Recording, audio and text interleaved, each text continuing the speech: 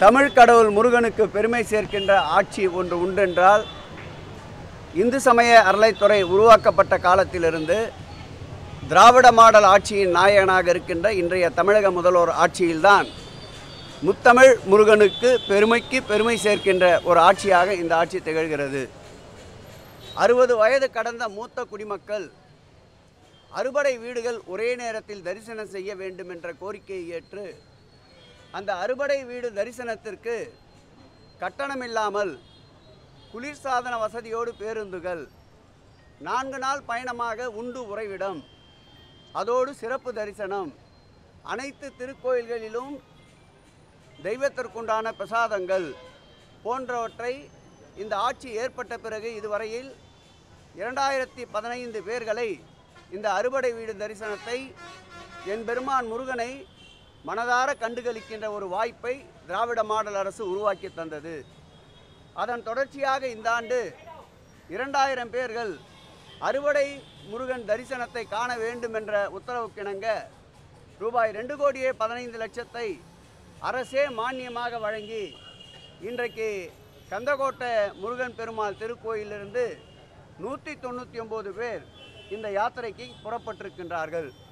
இந்த புனித யாத்திரைக்கு இந்த துறையினுடைய செயலாளர் அன்பிற்கினிய ஸ்ரீதர் அவர்களும், துறையினுடைய கூடுதல் ஆணையாளர் அன்பிற்கினிய பழனி அவர்களும், துறையினுடைய கூடுதல் ஆணையாளர் மங்கை அவர்களும், துறையினுடைய இணை ஆணையாளர்கள் அன்பிற்கினிய முல்லை அவர்களும், ரேணுகாதேவி அவர்களும், துறையினுடைய கூடுதல் ஆணையாளர் லட்சுமணன் அவர்களும், இந்த திருக்கோயிலுடைய அறங்காவலர் குழு தலைவர் அண்ணன் அசோக் அவர்களும் ஒருங்கிணைந்து இந்த நிகழ்ச்சியை இன்றைக்கு சிறப்போடு ஏற்பாடு செய்து நிகழ்ச்சியை துவக்கி வைத்திருக்கின்றோம். மாண்புமிகு தமிழக முதல்வர் அவர்கள் ஆட்சி பொறுப்பேற்ற பிறகு இதுவரையில் 3412 திருக்கோயில்கள் குடமுழுக்கு கண்டிருப்பது பெருத்த மகிழ்ச்சியை தருகின்றது. இந்த மாத இறுதிக்குள் அது நிச்சயம் 3500 கடந்து ஜனவரி பிப்ரவரி மாதத்தில் 4000 திருக்கோயில்கள் குடமுழுக்கு என்ற இலக்கை வரலாற்று சாதனையாக ஆன்மீகத்துறையிலே திராவிட மாடல் ஆட்சி படைக்க இருக்கின்றது. அதேபோல் எம்பெருமான் முருகனுக்கு புகழ் சேர்க்கின்ற வகையில் மருதமலையில் 110 கோடி ரூபாய் செலவில் 204 அடி உயரம் கொண்ட முருகப்பெருமான் சிலை நிறுவப்பட உள்ளது. அதேபோல் திண்டலில் 207 கோடி ரூபாய் செலவில் நம்முடைய அருமையண்ணன் வீட்டு வசதித்துறை அமைச்சர் முத்துசாமி அவர்களுடைய ஒத்துழைப்போடு மாண்புமிகு முதல்வர் அவர்கள் உத்தரவுக்கேற்ப 30 கோடி ரூபாய் செலவில் 207 அடி உயரமுள்ள முருகர் சிலை நிறுவப்பட உள்ளது. அதேபோல் ராணிப்பேட்டை குமரகிரியில் சுமார் 7 கோடி ரூபாய் மதிப்பீட்டில் 114 கோடி ரூபாய் செலவில் முருகர் சிலை நிறுவப்பட உள்ளது. அதோடு மட்டுமில்லாமல் இந்த ஆட்சி பொறுப்பேற்ற பிறகு திருக்கோயிலின் குடமுழுக்கு என்று கணக்கெடுத்து கொண்டால் 131 திருக்கோயில்களில் என் அப்பன் முருகனுக்கு மாத்திரம் குடமுழுக்கை கண்டிருக்கின்றோம். அதில் அறுபடை வீடுகளான நம்முடைய பழனி, திருச்செந்தூர்,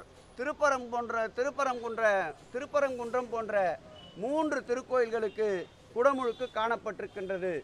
இந்து சமய அறத்தின் வரலாற்றிலே இல்லாத அளவிற்கு 300 கோடி ரூபாய் அளவிற்கு பெருந்திட்ட வரைவு திட்டத்தை எடுத்துக்கொண்டு திருச்செந்தூரில் அனைவரும் மூக்கின் மீது விரல் வைக்கின்ற அளவிற்கு மிக பிரம்மாண்டமான ஒரு குடமுழுக்கை நடத்தி காட்டிய ஆட்சி திராவிட மாடல் ஆட்சி என்றால் இந்த நேரத்தில் அது மிகையாகாது.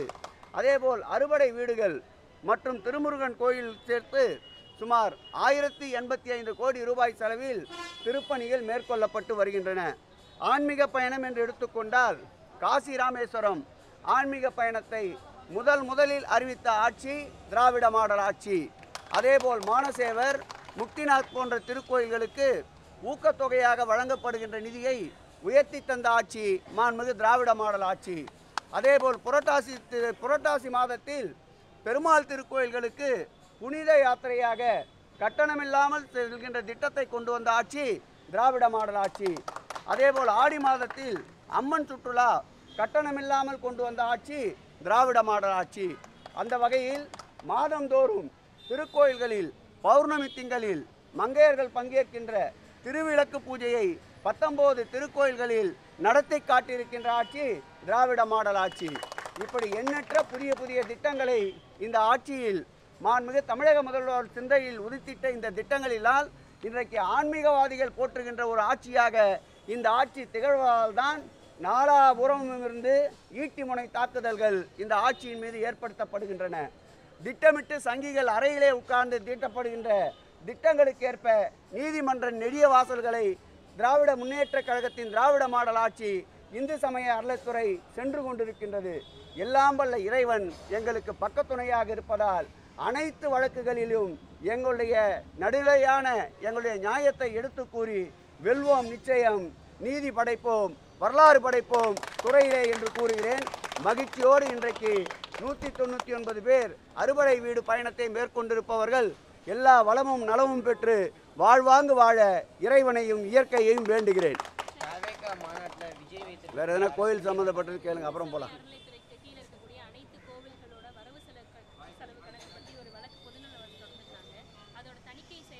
நிச்சயமாக தெளிவாக அன்றைக்கே நீதிமன்றத்தில் எடுத்துரைத்திருக்கின்றோம். சிறு சிறு திருக்கோயில்கள் 10,000க்கும் மேற்பட்ட திருக்கோயில்கள் ஒரு கால பூஜை திட்டத்திற்கு கூட அந்த திருக்கோயில்களில் வழியில்லாத சூழலில் இந்த ஆட்சி ஏற்பட்ட பிறகுதான் 1 லட்சம் ரூபாய் என்றிருந்த வைப்பு நிதியை 2.5 லட்சமாக்கி 19 திருக்கோயில்களுக்கு விளக்கேற்ற கூட 19,500 திருக்கோயில்களுக்கு விளக்கேற்ற கூட வசதி இல்லாத திருக்கோயில்களில் விளக்கேற்றிய பெருமை இந்த திராவிட மாடல் ஆட்சியை சாரும். அந்த 19,000 திருக்கோயில் பணிபுரிகின்ற அர்ச்சகர் மற்றும் ஊழியர்களுக்கு 1000 ரூபாயை வழங்கிய ஆட்சி இந்த ஆட்சி. அந்த வகையில் அவர்கள் குறிப்பிட்டு கூறிய 1000 ரூபாய் கூட மாதத்திற்கு வருமானம் இல்லாத கோயில்களை குறிப்பிட்டு கூறினார்கள். நாங்கள் தெளிவாக அதற்கு கவுண்டரை ஃபைல் செய்ய இருக்கின்றோம். அதில் அனைத்து விவரங்களையும் தெரியப்படுத்த இருக்கின்றோம். இந்த ஆட்சியை பொறுத்தளவில் ஒளிவு மறைவு எதுவும் இல்லை. அனைத்து கணக்கு வழக்குகளும் நாங்கள் கணினியிலே டவுன்லோடு செய்கிறோம். எப்பொழுது வேண்டுமானாலும் யார் வேண்டுமானாலும் பார்த்து கொள்ளலாம். முழு விவரத்தை நீதிமன்றம் கோரிய அந்த தினத்தில் அஃபிடவிட்டாக ஃபைல் செய்ய இருக்கின்றோம். அரசிடம் ஒளிவு மறைவு இல்லை அப்படின்னு நம்ம சொல்றோம்.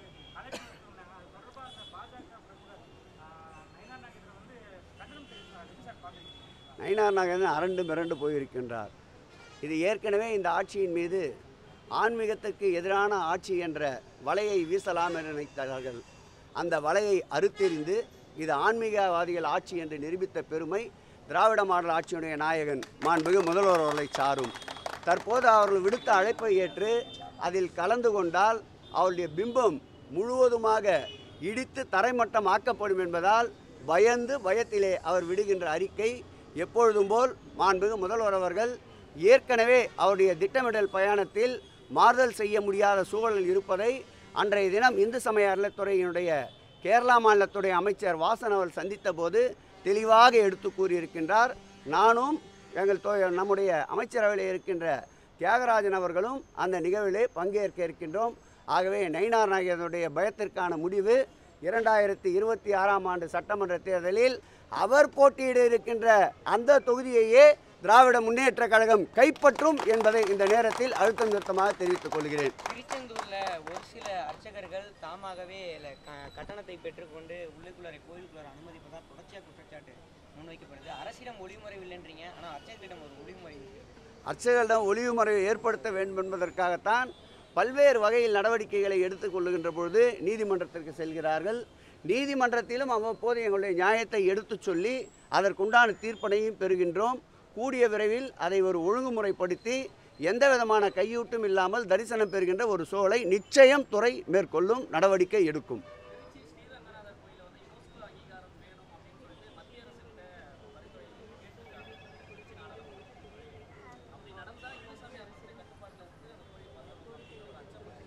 இல்லை, அதை நானும் ஊடகத்திலே பார்த்தேன். அவரிடமே நேரடியாக இது குறித்து விளக்கமளிக்க இருக்கின்றேன். துறையினுடைய கட்டுப்பாட்டிலே இருந்தால்தான் தமிழகத்துடைய தொன்மையை நாம் பாதுகாக்க முடியும். பல்வேறு திருக்கோயில்கள் அப்படி ஏஎஸ்ஐயிடம் இருக்கின்ற பொழுது சிறிய அதனுடைய மரமாத்து பணிகள் என்றாலும் கூட